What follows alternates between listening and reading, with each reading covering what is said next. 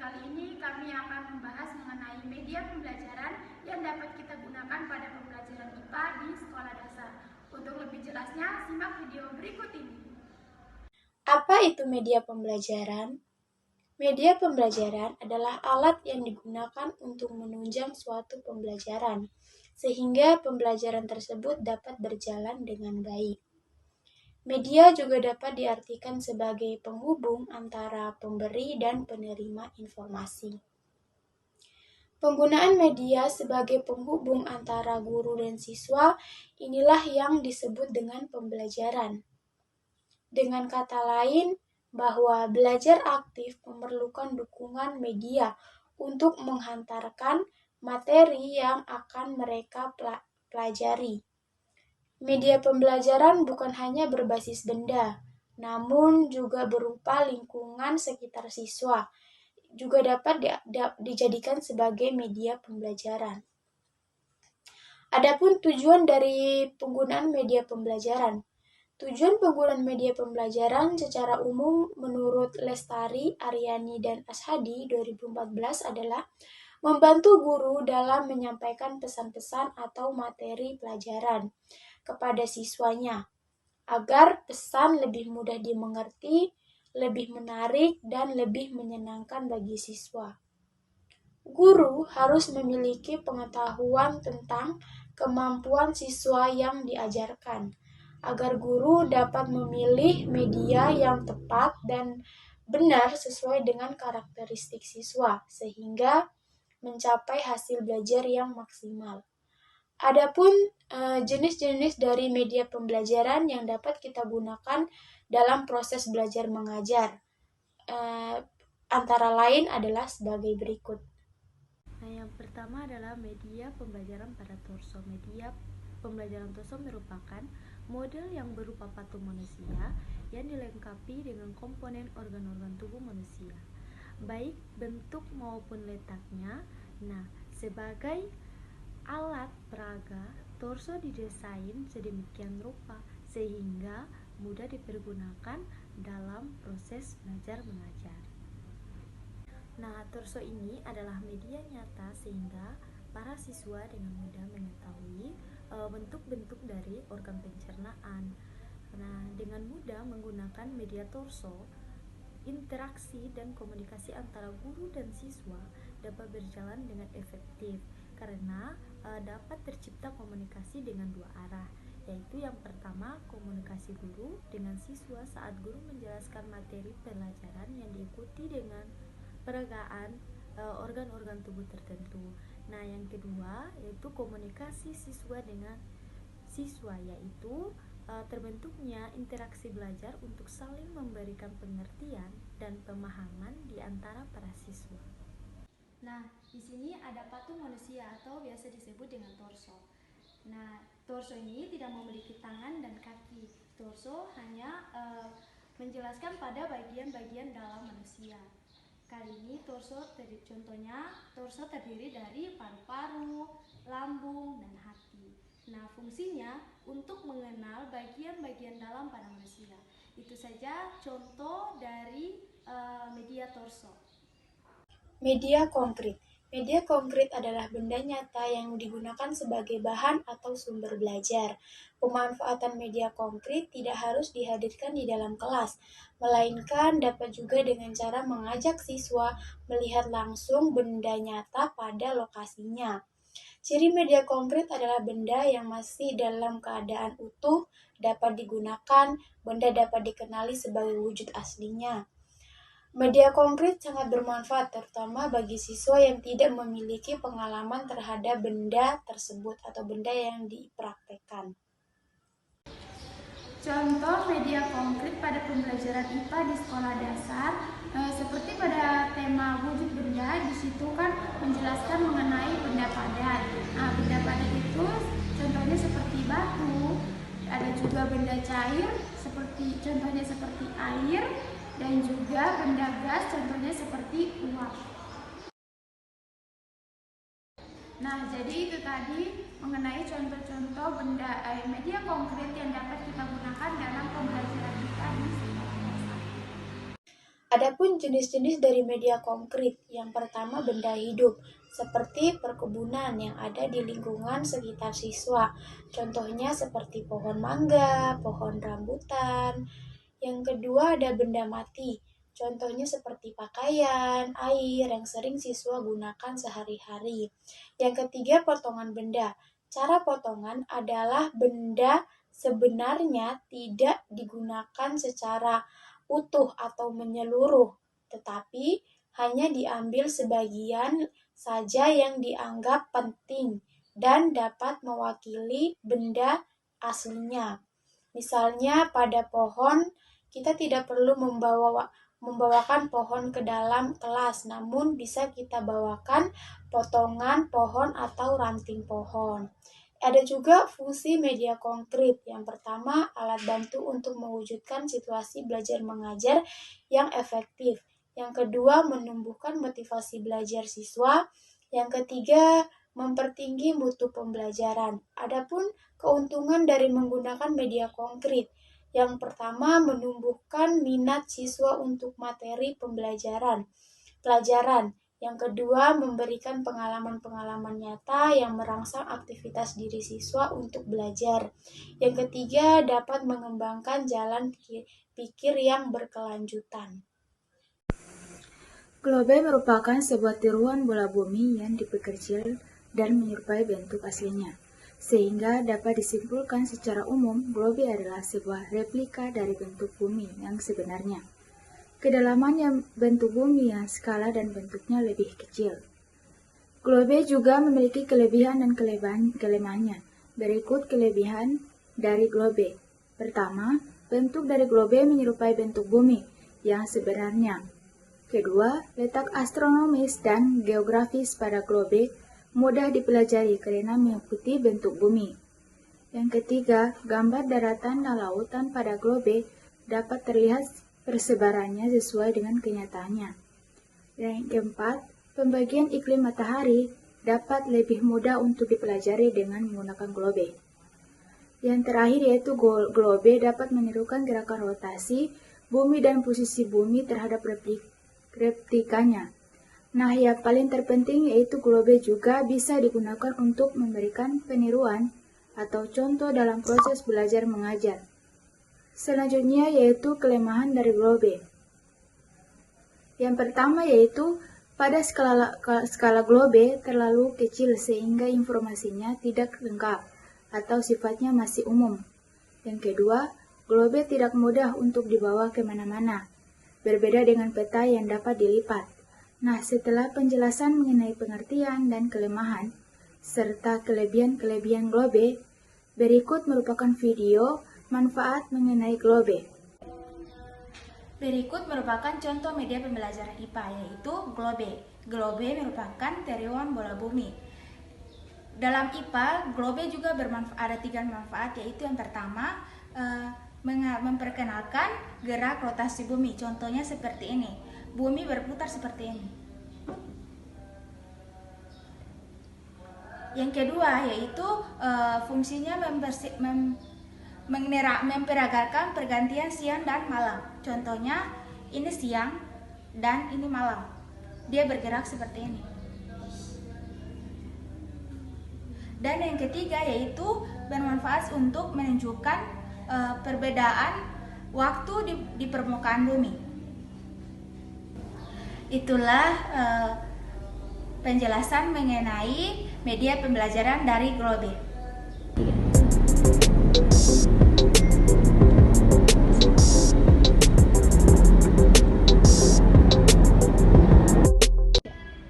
Jadi ini adalah alat loop atau kaca pembesar, merupakan lensa cembung atau lensa positif yang digunakan untuk mengamati benda-benda yang kecil. Ini adalah contoh pengamatan, yaitu daun. Meletakkan benda yang akan diamati di antara titik pusat dan titik fokus lensa sehingga bisa menghasilkan bayangan maya, tegak, dan diperbesar.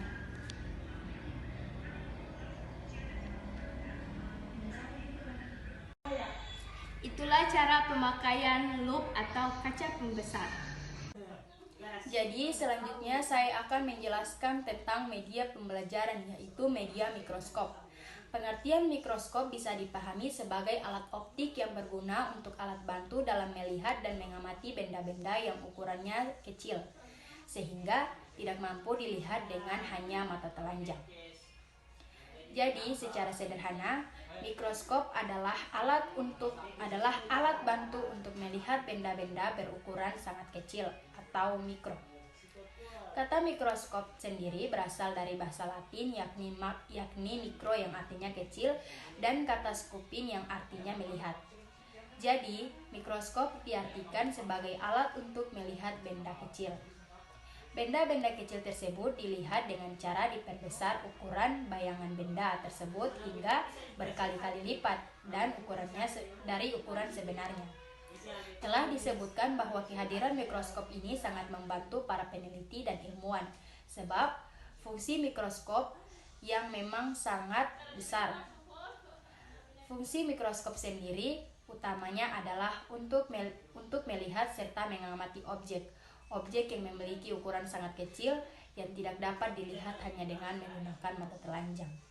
Demikianlah pengertian dari mikroskop. Selanjutnya, amatilah video berikut. Anak-anak, ini adalah contoh dari mikroskop. Mikroskop tersendiri mempunyai bagian-bagian yaitu lensa mata. Lensa mata ialah lensa yang dekat dengan mata yang berfungsi untuk memperbesar bayangan benda yang akan diamati. Dan yang kedua adalah lensa objektif. Lensa objektif ini ialah yang dekat dengan objek yang akan diamati dan berfungsi untuk memperbesar bayangan. Selanjutnya ada penjepit objek, yaitu berfungsi untuk menjepit kaca benda. Yang selanjutnya ada meja mikroskop yang berfungsi untuk meletakkan objek. Dan yang terakhir ada meja kaki mikroskop, yaitu berfungsi untuk menyangga mikroskop. Jadi itulah bagian-bagian dari mikroskop yang bisa saya jelaskan.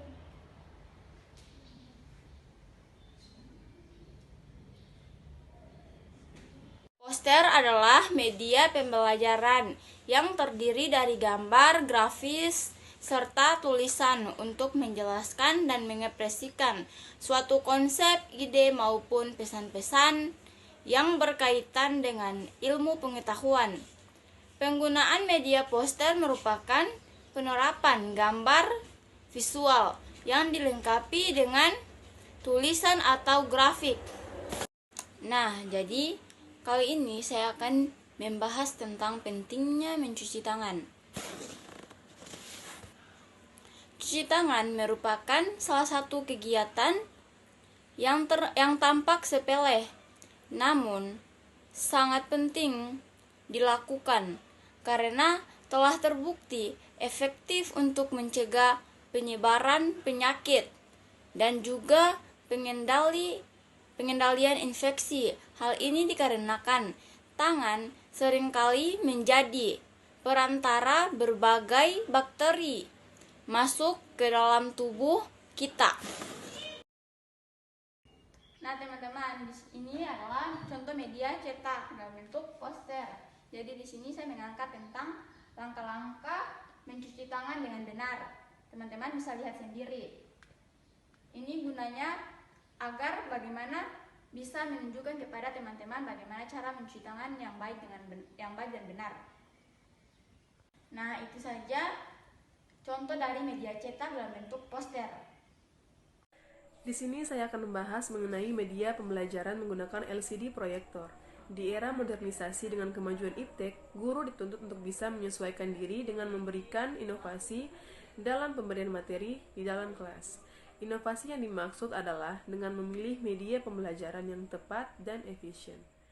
Guru diharapkan tidak lagi menggunakan metode belajar yang masih kuno seperti metode ceramah atau pembelajaran yang monoton, yang bisa menimbulkan kebosanan pada diri peserta didik. Karena peserta didik di zaman sekarang ini lebih dekat dengan hal-hal yang berkaitan atau berhubungan dengan teknologi, misalnya media sosial, internet, dan gawai. Penggunaan media pembelajaran seperti LCD proyektor ketika melaksanakan proses pembelajaran dalam kelas bisa menjadi alternatif atau solusi bagi guru dalam pemanfaatan iptek. Media ini menjadikan proses belajar mengajar lebih efektif dan efisien. Tujuan pembelajaran akan lebih mudah tercapai. Peserta didik lebih mudah memahami materi yang disampaikan, dan situasi kelas juga bisa menjadi kondusif karena perhatian peserta didik tertuju pada materi pelajaran yang disampaikan. Serta antusias belajar menjadi lebih tinggi dibandingkan metode ceramah. Materi yang menarik dengan desain sedemikian rupa yang ditampilkan melalui LCD proyektor membuat suasana kelas ketika proses belajar mengajar menjadi lebih menyenangkan. Karena peserta didik di era modernisasi ini lebih menyukai pembelajaran yang di dalamnya mengandung media audio visual. Dalam pembelajaran IPA, LCD proyektor dapat digunakan untuk menampilkan materi pembelajaran IPA berupa data-data, gambar, ataupun video di hadapan murid, sehingga dalam proses pembelajaran terdapat interaksi timbal balik yang dapat membuat murid lebih mudah memahami materi yang diajarkan dan membuat pembelajaran IPA di kelas lebih menyenangkan. Contoh penggunaan media LCD proyektor yaitu guru dapat menampilkan sebuah materi yang dikemas ke dalam PowerPoint ataupun menggunakan aplikasi Canva yang mudah diaplikasikan oleh penggunanya. Selain itu, guru bisa membuat sebuah video pembelajaran IPA melalui video animasi dengan memasukkan video, gambar maupun suara yang diharapkan mampu menarik perhatian peserta didik, serta mengakses video YouTube yang berkaitan dengan materi pembelajaran IPA. Namun sebelum itu, kita harus mengetahui apa itu LCD proyektor. Teman-teman, proyektor menurut para ahli adalah perangkat yang dapat mengintegrasikan sumber cahaya, sistem optik, elektronik, dan display dengan tujuan untuk memproyeksikan gambar atau video ke layar dinding dan membuatnya terlihat lebih besar. Proyektor merupakan alat untuk membantu menampilkan gambar maupun data-data lainnya dari komputer atau laptop ke sebuah layar, bisa juga ke permukaan datar seperti tembok. Setelah itu, kita harus mengetahui apa fungsi dari proyektor. Proyektor menampilkan objek atau data-data berupa teks, gambar maupun video yang dalam komputer atau laptop pada sebuah layar atau dinding. Proyektor dapat menampilkan objek dalam ukuran yang lebih besar. Fungsi proyektor yang pertama sebagai alat presentasi. Penggunaan proyektor dalam memaparkan presentasi akan membuat penjelasan menjadi lebih mudah dan juga atraktif. Tampilan teks, gambar, dan animasi membuat audiens lebih memahami maksud dan isi dari presentasi tersebut. Kemudian yang kedua, sebagai media informasi. Proyektor dapat menampilkan objek atau data pada perangkat komputer menjadi terlihat lebih besar. Hal ini membuatnya menjadi media yang sangat efektif dan efisien. Kemudian yang ketiga, sebagai media hiburan. Bagaimana cara kerja dari proyektor? Nah, proyektor bekerja berdasarkan prinsip pembiasan cahaya. Panel-panel LCD atau layar kristal cair pada proyektor akan menghasilkan cahaya berdasarkan 3 warna dasar, yaitu red, green, blue.